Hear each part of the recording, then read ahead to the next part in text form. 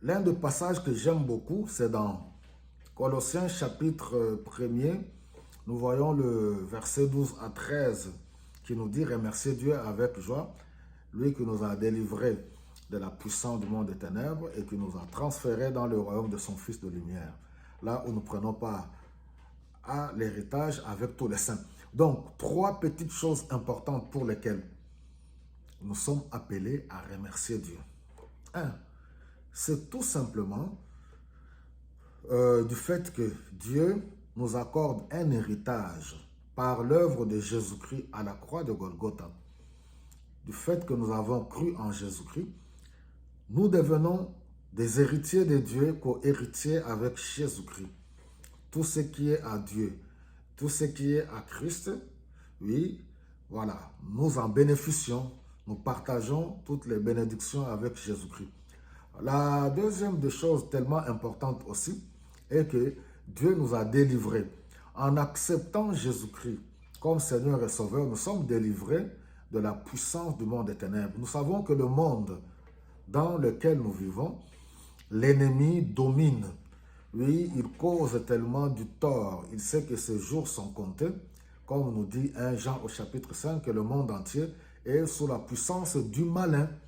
Alors, en acceptant Jésus-Christ, Dieu brise les chaînes de domination, les liens, la puissance du monde des ténèbres qui dominait notre vie. Dieu nous délivre. C'est ça l'une des plus grandes délivrances. En fait, la délivrance commence quand on accepte Jésus-Christ. J'ouvre une petite parenthèse. Des fois, les gens confondent. Dans des rencontres de prière, voilà, lorsque nous prions pour les gens, des fois, nous voyons les manifestations des esprits démoniaques dans la vie des uns et des autres. Les gens hurler, tomber, certains vomir. Ça, c'est les manifestations. Et pour de tels cas, les cas diffèrent les uns des autres. Donc, pour de tels cas, cela nécessite un suivi.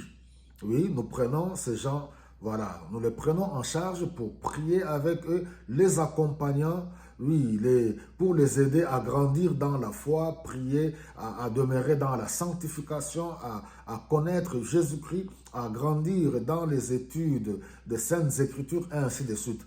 Mais la délivrance réelle commence quand on accepte Jésus-Christ. L'Esprit Saint vient habiter en nous. Nous commençons une nouvelle vie. Et cela est tellement important. Pourquoi? Nous devons maintenant nous maintenir dans les Écritures. Étudier la parole. Pourquoi beaucoup sont dans la foi après plusieurs années, ils n'arrivent pas à s'épanouir dans la vie chrétienne? Parce qu'ils ne s'investissent pas dans une vie de consécration. Nous sommes à une époque très très compliquée. Il faut qu'on se le dise, une époque de confusion où on mélange tout.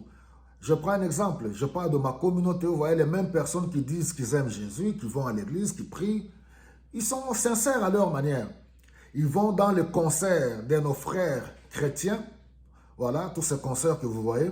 Vous trouverez les mêmes personnes qui vont dans ces concerts-là. Voilà, ils disent qu'ils aiment Jésus, ils chantent, ils sautent. Vous les retrouvez encore les mêmes personnes qui vont dans des concerts mondains. Vous comprenez? C'est une preuve parmi tant d'autres que ces gens ne sont pas réellement assis dans la parole. Ces gens ne sont pas consacrés. Ces gens ne connaissent pas le Seigneur vraiment comme il le faut. Alors, ces gens ont besoin d'aide. On n'a pas du tout besoin, ce n'est pas des critiques, mépris, non. J'aimerais dire à ces gens ouvertement, vous avez besoin d'aide, vous avez besoin d'un accompagnement, vous avez besoin de grandir dans la foi, parce que pour d'autres, vous êtes encore des bébés spirituels, vous êtes encore dans la confusion, pour d'autres, vous êtes encore charnels, pour d'autres, vous êtes encore... Voilà, vous êtes dans cette confusion-là, voilà. Vous mélangez le tout, le monde et les choses de Dieu. Voilà. C'est tellement important. Il est plus que temps d'en parler, ces choses. C'est pour le bien-être de chacun de vous.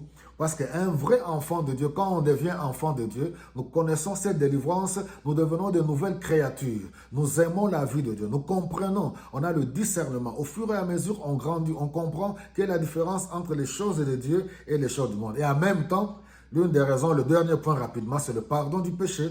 En dehors de Jésus-Christ, il n'y a pas d'autre sacrifice. Jésus nous suffit, il a tout accompli à la croix. Oui, on n'a plus besoin de faire des sacrifices des animaux, c'est Jésus-Christ. Il n'y a pas de religion, ni de traditions ou de coutumes qui peuvent nous aider à recevoir le pardon. Le pardon se trouve en Jésus-Christ.